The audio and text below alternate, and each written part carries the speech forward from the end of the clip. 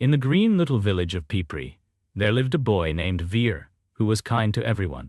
He helped, he shared, he carried, he fetched. And little ones, every single good thing he did, Veer wrote down, in a small red notebook he kept tied at his waist.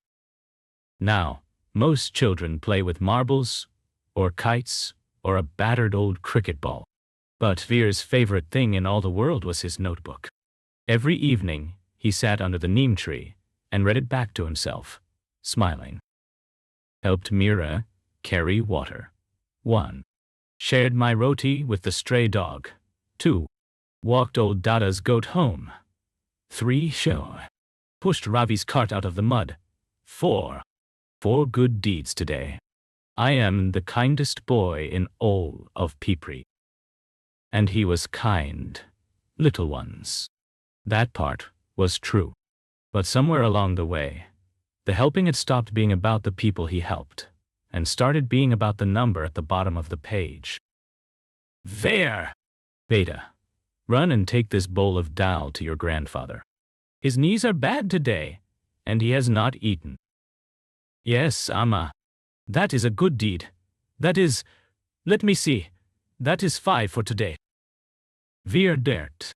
You take the dal to Dada, because he is hungry, not because of a number in your little book. Of course, Amma. But it is also 5. Both things can be true. And off he ran, pencil already itching, the warm bowl of dal in his hands, and the warm number 5 in his head.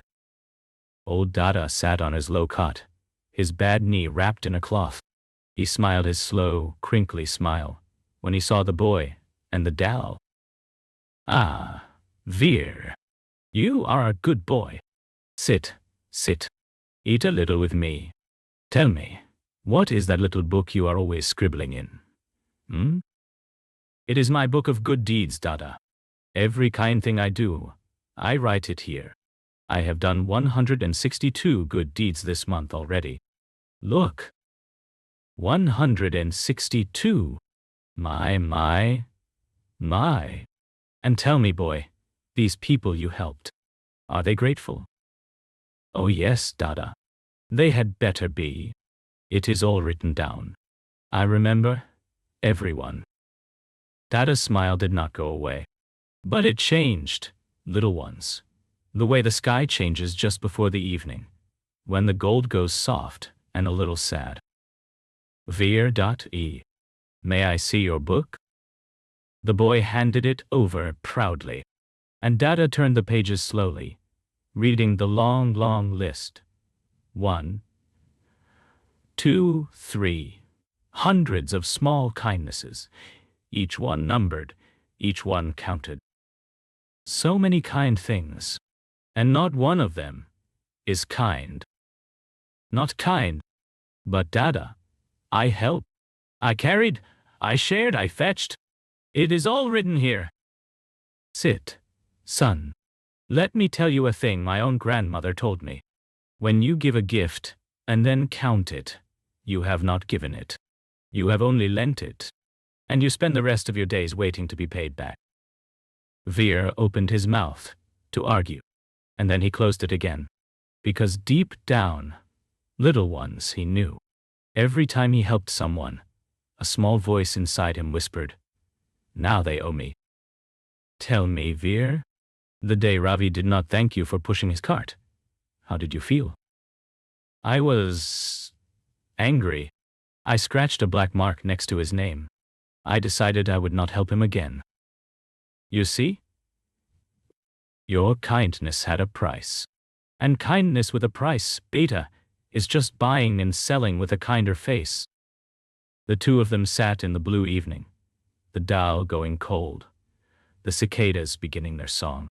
And Veer looked at his little red book as if seeing it for the very first time. But Dada, if I do not count my good deeds, how will I know if I am a good boy? That is the question. Listen. Look up at the neem tree. Yan Wan Gio. How many leaves of shade has it given the village this summer? Does it know? Does it count?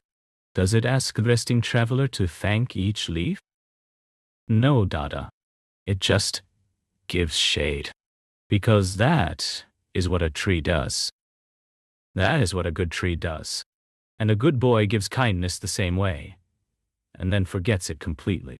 The moment you forget a kindness, son, it finally becomes real. The number is not in any book. The number is only ever known to your own heart. That night, Veer could not sleep. He lay looking at his little red book in the moonlight. 162 good deeds. 162 little debts he had been quietly collecting from the whole village. And in morning, little ones, Veer did a strange thing.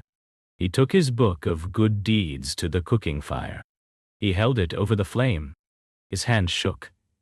It was very hard to let go of all those numbers. And then he dropped it in. There, me. Now, I will never know how many, and I do not want to. And the strangest thing happened. Veer went on helping, carrying, sharing, fetching just as before.